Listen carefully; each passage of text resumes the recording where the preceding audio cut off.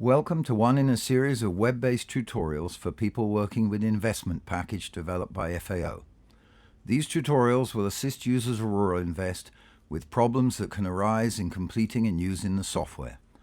They are geared to people who have already attended a formal RIV course or have taken the e-learning course, as they do not provide an overall guide to the use of the RuralInvest package. RuralInvest is designed to assist national technicians working with communities, groups, or individuals who wish to improve their quality of life through local-level investments, whether in activities which will directly generate income, such as irrigation, transport services, or fish farming, or in support areas, such as access roads, water supply, or reforestation. RuralInvest helps the technician to ensure that all investment proposals presented by applicants respond to their real needs, will be sustainable over time, and will be clearly understood by the potential financing source, whether that be a development project, an NGO, or a bank. This tutorial deals with selecting and using units of production and units of sale. The unit of production provides a way of measuring the scale of the production process, while the unit of sale measures the scale of the units sold. These can sometimes be the same, but not always. For example, the unit of production for a fish farm could be a fish pond, while the unit of sale could be an individual fish or a kilogram of fish.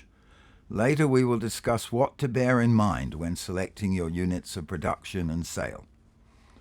When first preparing a block, the unit of production must be defined for the software in the appropriate entry box before starting to fill in the other details.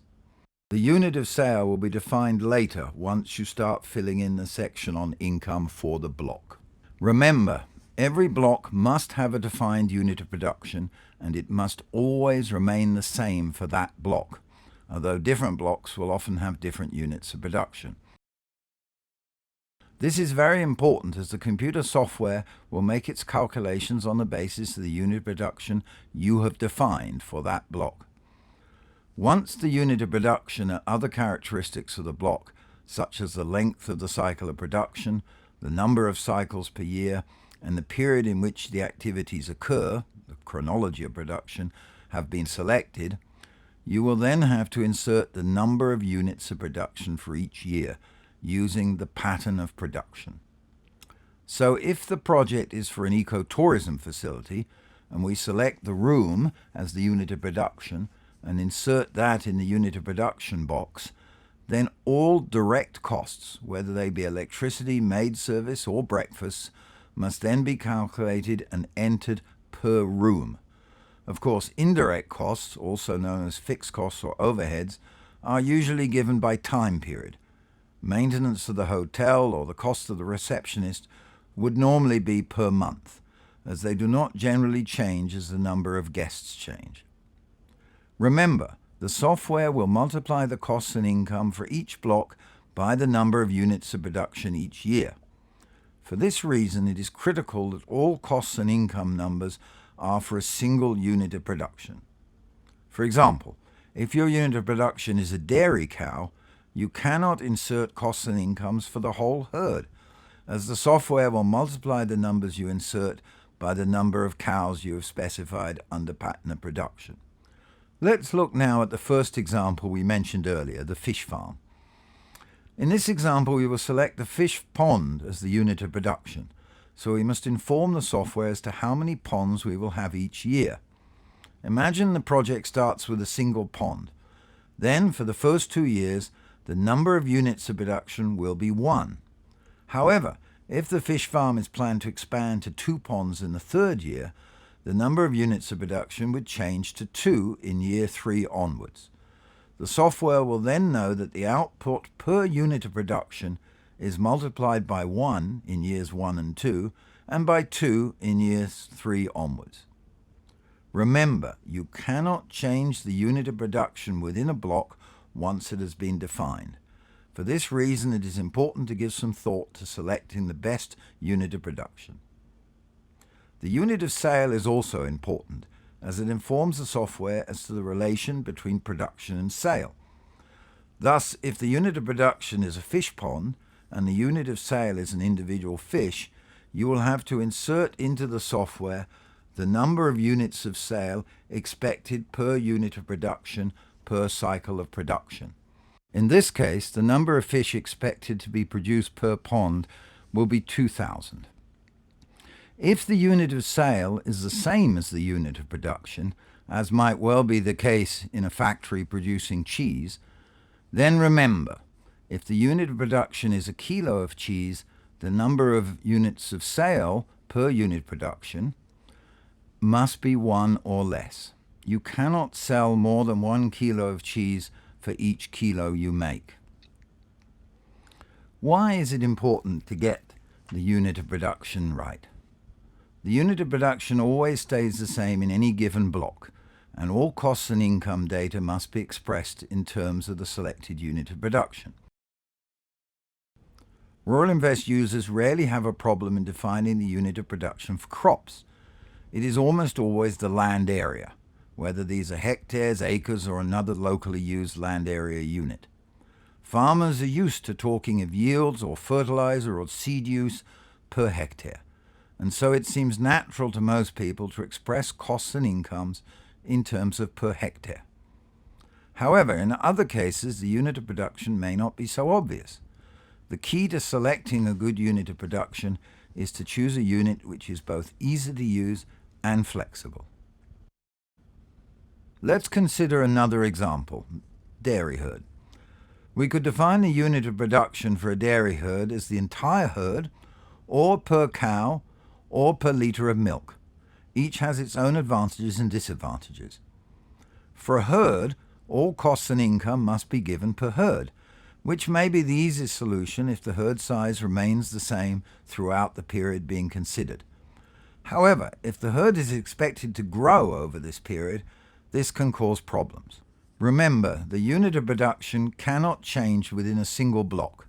So if the unit of production is a herd of 30 cows, the only way to add a cow is to increase the number of units of production from 1 to 1 1/30. This will require a lot of calculations. If the unit of production is the cow, on the other hand, herd growth can simply be shown by increasing the number of units of production in the pattern of production from 30 in one year to 31 in the next. But remember, in this case, all costs and income must then be given per cow. If the selected unit of production is the litre of milk, the calculation can become very tricky. What happens if the milk yield per cow changes over time? Using the litre of milk as the unit of production will only work if the costs and income per litre stay the same over the whole duration of the analysis period. And remember, if the unit of production is the litre, and the unit of sale is also the litre, the number of units of sale per unit of production must be 1 or less. You cannot sell more than 1 litre of milk for every litre you produce. In fact, if there are losses expected, in this context due to spills or spoilage, you may only be able to sell less than 1 litre of milk per litre produced. Remember, the unit of production is so important because the software will make all the calculations using it: scale of production, income, costs. Let's now look at some of the options for the unit of production for different types of rural investment. The unit of production for a rural bus service could be defined as the bus, the route over which it travels, or the passenger. Each one is possible. Using the bus as the unit of production does permit you to easily increase or decrease the number of buses in use each year throughout the production pattern. However, the disadvantage of defining the unit of production as the bus is that the number of passengers per bus would then have to stay the same for the entire period of analysis. If you do not anticipate any change in this number, this may be the easiest solution, as most costs will be calculated on a per-bus basis. Selecting the route as the unit of production is even less flexible, as the service can only grow by adding more routes. You cannot change either the number of buses or the number of passengers over the years. Remember, the costs and income per unit of production must stay the same. Only the number of units of production can change within a single block. Although it may require a bit more work in the calculation, The best option for any transport service, where the number of users is expected to change over time, is probably to define the unit of production as the passenger. This means you must express all costs on a per-passenger basis. But once that is done, it is easy to increase the number of passengers from year to year as the service grows.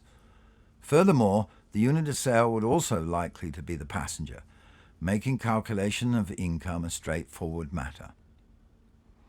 For agro-processing, the unit of production could be defined as the product produced, the production line, or if several products are made, the entire factory.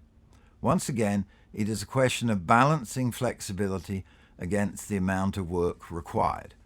Many costs may be more easily calculated on a per-factory basis, but then growth in production over the evaluation period can only come through increasing the number of factories.